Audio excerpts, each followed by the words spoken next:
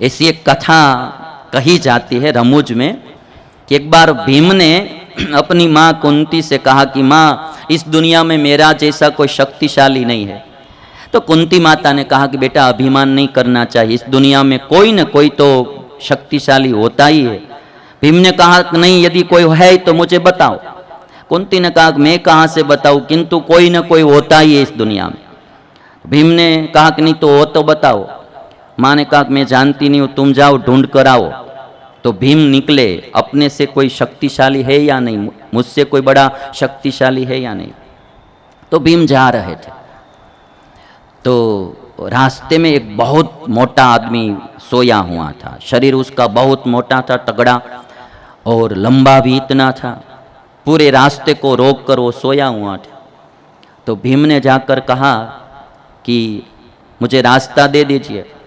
सोए हुए पुरुष ने कहा कि मैं बीमार हूँ, रुग्ण हूँ, मैं उठ नहीं पाता हूँ, जाना है तो बाईपास लेकर जाओ, मैं खड़ा नहीं हो सकूँगा। तो भीम ने कहा तुम मुझे जानते नहीं हो, मैं भीम हूँ। अरे जो कोई हो भाई, मुझे क्या लेना देना, मैं खड़ा नहीं हो सकता हूँ, बाईपास लेकर जाओ। तो भीम ने पूरा एक पर्वत उठाया और पर्वत उठाकर उस जो सोया हुआ आदमी था ना उस पर दे मारा। तो दे मारा तो सोते सोते वो आदमी ने कहा कि बेटा कंकर मत मारो, बेटा कंकर मत मारो। बड़ा पर्वत मारा तो बोलता है कि बेटा कंकर मत मारो। तो भीम ने सोचा कि ये पर्वत मारा और ये कंकर समझ रहा है। और सोते सोते उस आदमी ने कहा कि बेटा तुमको जितना भागना है उतना भागो, सूर्यास्त से पहले मैं तुझे पकड़ लूंगा। और बाद में भीम ने ऐसी रेस लगाई, यहाँ आपकी घुड़दौड़ होती है ना, वैसे ही भीम ने दौड़ लगाई। हो भाई, हाँ, दौड़ नहीं लगे भीम, दौड़ नहीं लगे। सूर्यास्त होने का समय आया, पीछे से वो आदमी आ रहा है। भीम ने सोचा कि अब मुझे पकड़ लेंगे। तो सामने एक आदमी बैठा था और उनके दोनों हाथ यहाँ से कटे हुए थे, ठूठा हाथ था, दोनों हाथ यहाँ से कटे हुए थे। तो भीम उनकी शरण में, उसकी शरण में चले गए और कहा कि मुझे बचा लीजिए, वो आदमी मारने के लिए आ रहा। तो एक कटे हुए हाथ वाला जो आदमी था ना, उसने कहा कि आप डरो मत, मेरे पीछे आ जाओ। और जब वो आदमी आया ना तो कटे हुए हाथ से ही उन्होंने ऐसे ही दबा लिया और भीम से कहा कि बेटा अब तुम घर पे चले जाओ, जब तक घर नहीं पहुंचोगे तब तक मैं इसको छोड़ूंगा नहीं, तब तक मैं इसको छोड़ूंगा नहीं। तो भीम तो अब दौड़कर चले जा रहे थे। तो सोचा कि मैंने पर्वत मारा जिसको, वो बोल रहा था कि कंकर मत मारो, और उसको इस हाथ कटे हुए आदमी ने ऐसे ही दबा दिया कि बोलता है कि अब घर चले जाओ तब तक छोड़ूंगा नहीं। तो ये कितना शक्तिशाली। तो इसका हाथ किसने काटा होगा, इसका हाथ किसने काटा होगा। तो भीम वापस आए और पूछा कि भाई तुम्हारे हाथ किसने काटे। तो उस आदमी ने बोला कि इस दुनिया में कुंती के पुत्र 5 पांडव रहते हैं ना, उनमें से जो अर्जुन नाम का व्यक्ति है ना, उसने मेरे हाथ काटे हैं। तब भीम को पता चला कि बलशाली तो मेरे घर में ही है। और भीम कोई भी प्रकार की पहचान दिए बिना, हाँ, भीम बोल रहा था कि भाई ये जो भाई था ना, वो बोल रहा था कि अर्जुन ने मेरे हाथ काटे हैं। तो वो भाई ने बताया आदमी ने कि अब मैं जिंदा रहना चाहता नहीं हूँ, क्योंकि मेरे हाथ कट गए हैं तो जिंदा रहना चाहता नहीं हूँ, किंतु मैंने एक प्रतिज्ञा की है कि कुंती के 5 पुत्रों में से कोई एक हाथ में आ जाए तो उसको मार कर मैं मरूंगा। पहचान दिए बिना ही भीम वहां से चले गए, बताया भी नहीं कि मैं भीम हूं। और एक बात पक्की याद रखना, हम बाहर कितना भी बल बताए किंतु घर में ही हार जाते हैं। कोई आदमी कितना भी शक्तिशाली रहता है किंतु अपनी पत्नी के पास तो वो हार ही जाता है। चाहे कितना भी बलशाली हो, कितना भी शक्तिशाली हो। मैं एक बार बेंगलोर से ट्रेन में सूरत आ रहा था, तो एक बहुत बड़े पुलिस अफसर थे, मिल गए। तो मुझे बोल रहे थे स्वामी जी आपके संप्रदाय में मुझे दीक्षा लेना है तो मिल सकती है, मुझे साधु हो जाना है। मैंने कहा भाई क्यों साधु हो जाना है।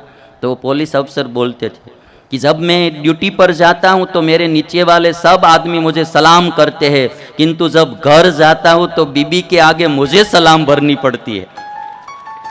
बीबी के पास मुझे सलाम भरनी पड़ती है। अब थक गया हूं। सबको आप हरा सकते हैं किंतु पत्नी को नहीं हरा सकते। पति और पत्नी दोनों बैठे थे, तो पत्नी ने कहा कि आप कोई प्रश्न पूछिए, मैं उत्तर दे दूंगी। तो पति ने कहा कि नहीं, आप पूछ लीजिए, मैं उत्तर दूंगी। तो पति ने कहा तुम पूछ लो, मैं उत्तर दे दूंगा।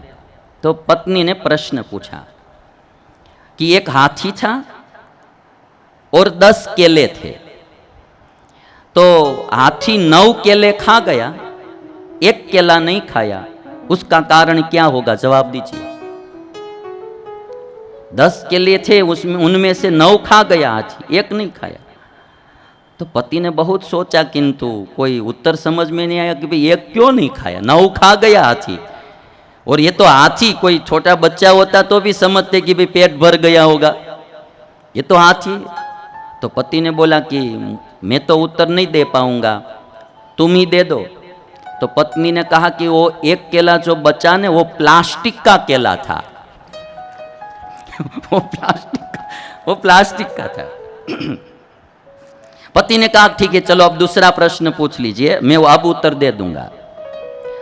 तो पत्नी ने दोबारा पूछा कि 10 केले थे और एक हाथी था, और हाथी ने 1 भी केला नहीं खाया, तो बताओ क्यों नहीं खाया? पति फिर भी सोचने लगा कि भाई 10 केले थे और हाथी था और उन्होंने खाया क्यों नहीं। तो फिर भी कोई उत्तर आया नहीं समझ में। तो पत्नी से कहा कि अब तुम ही उत्तर दे दो, मुझे तो कोई उत्तर नहीं मिल रहा है। तो पत्नी ने कहा कि इस बार हाथी प्लास्टिक का था। केले असली थे किंतु हाथी प्लास्टिक का था। तो पति ने सोचा ये दिमाग में नहीं आया। तो अब कहा कि अब तीसरा प्रश्न पूछ लो, चलो अब मैं उत्तर दे दूंगा। तो पत्नी ने कहा कि चलो 10 केले थे और 1 हाथी था, तो भी हाथी ने केले नहीं खाए, उसका कारण बताओ। तो पति सोचने लगा कि अब क्या होगा, फिर भी उत्तर नहीं मिला। वो जो पहले दोनों बात तो बताई वो कही पति ने, तो कही ऐसा नहीं था, तो और क्या था? तो पत्नी ने कहा कि केले टेबल पर थे और हाथी डिस्कवरी चैनल में था। हाथी डिस्कवरी चैनल में था, केले बाहर यहां हमारे टेबल पर पड़े थे, कैसे खाएगा? तो पति ने कहा कि ये तो बात गजब है। तो अब चौथी बार आप प्रश्न पूछ लीजिए, अब मैं उत्तर दे ही दूंगा। तो पत्नी ने कहा चलो अब हाथी भी असली था, केले भी असली थे। हाथी भी असली था, केले भी असली थे, फिर भी हाथी ने केले नहीं खाए, उसका कारण बताओ। तो पति ने सोचा कि भाई हाथी भी असली है, केले भी असली रियल है, तो क्यों नहीं खाया होगा? कोई उत्तर नहीं सूझा। पत्नी से कहा तुम ही बता दो। तो पत्नी ने कहा हाथी दूसरी चैनल पे था और केले दूसरी चैनल पे थे। हाथी और केले दोनों अलग अलग चैनल में थे, तो कहां से खाएगा? तो फिर पति ने हार कर कहा कि अब मैं उत्तर नहीं दे पाऊंगा। आप कितने भी बुद्धिशाली हो, कितने भी हो, किंतु कहीं न कहीं तो हारना ही होगा। और इसीलिए रावण की ये कथा सुनाकर मैं इतना कहूंगा, कभी अभिमान नहीं करना है।